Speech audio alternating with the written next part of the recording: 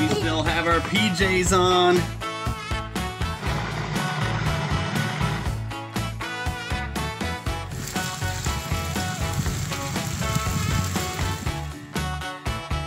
Look at this. This is what we're talking about.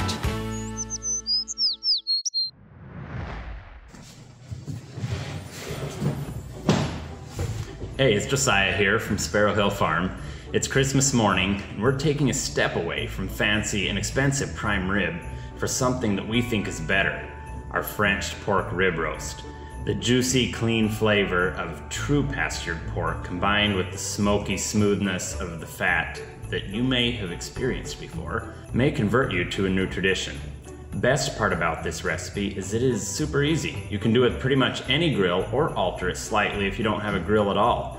We used our Weber 3-burner grill in this video to smoke the roast to perfection.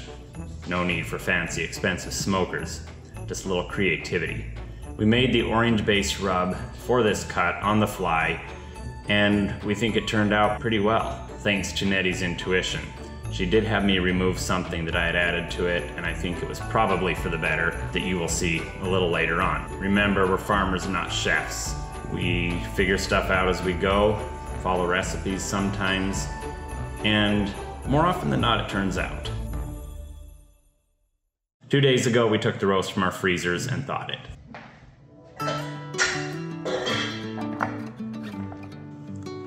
Look at that beautiful cut of meat. Then we salted it well with a quality kosher salt and placed it in the fridge to dry brine. Now we gotta find a place in this packed fridge for that roast. This may be one of the most important steps. It does not need to be 2 days, but at least overnight will greatly enhance the finished product. I know that takes more planning ahead than most of us are used to, but figure out some way. It is worth it. There we go. Sit in there for the next 2 days until Christmas.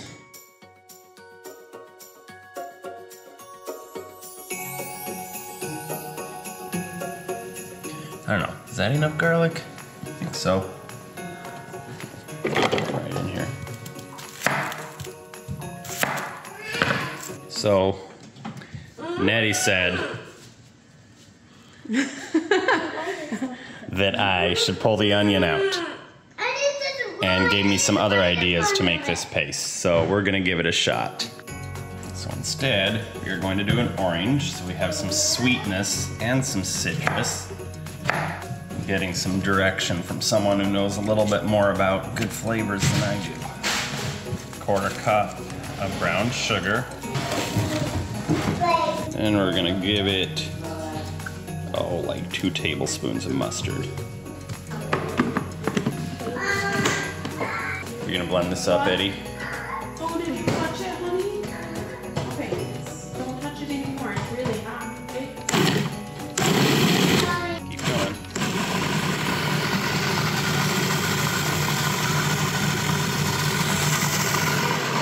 So a good thing to do if you're not sure about the spices you're putting together, before you go put it on the meat, just taste test it.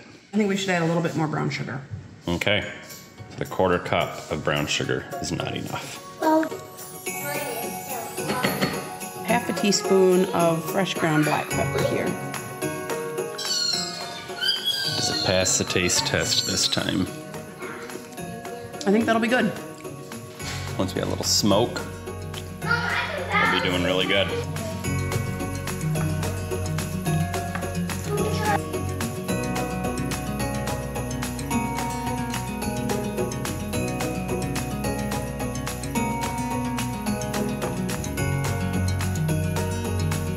So meanwhile, while we're getting this roast ready, Nettie's over here making waffles. Christmas breakfast. To set up a propane grill for smoking and indirect cooking, turn on the 2 outside burners or any burner that's not underneath the cut of meat.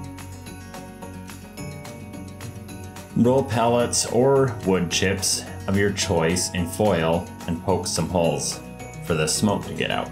Place these directly on the burner. Set the grill to medium heat, and after a bit you should see some smoke rolling off that pack. I think we can go ahead and take this roast outside. Let's go. We still have our PJs on. Okay, how's our grill looking? Ooh, we're starting to get the smoke rolling. You can set the meat on a rack with foil shield protecting the sides from direct heat. This way you can get the effect of a more expensive grill such as a Traeger that you may not even have on your porch. If you have it, go ahead and use it. I would have definitely used a nicer grill if I would have had it. It's easier, makes a great product. Let's check on our roast. Monitor the roast temp with either an instrument thermometer or a thermometer that you leave in the meat, like a meter or something like that. It's difficult to say how long this will take due to the varying conditions you may be cooking in.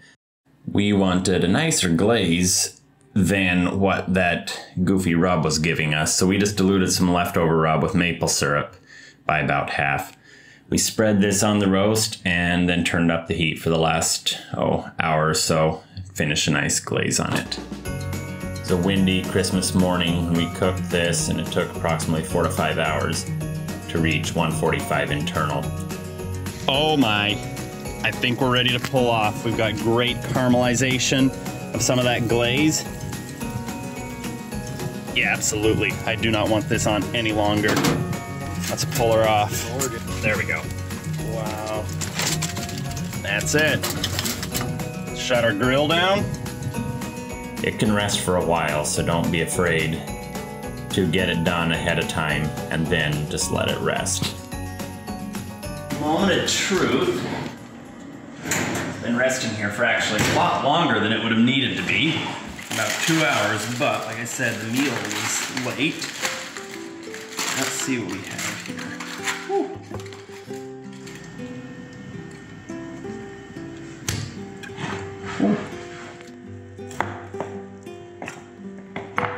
Beautiful. Oh, that is juice. That Look at that nice juice. That is pretty nice looking, Eli, isn't it?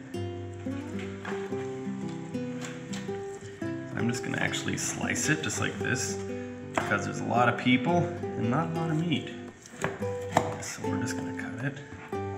There's juice running out of it all over.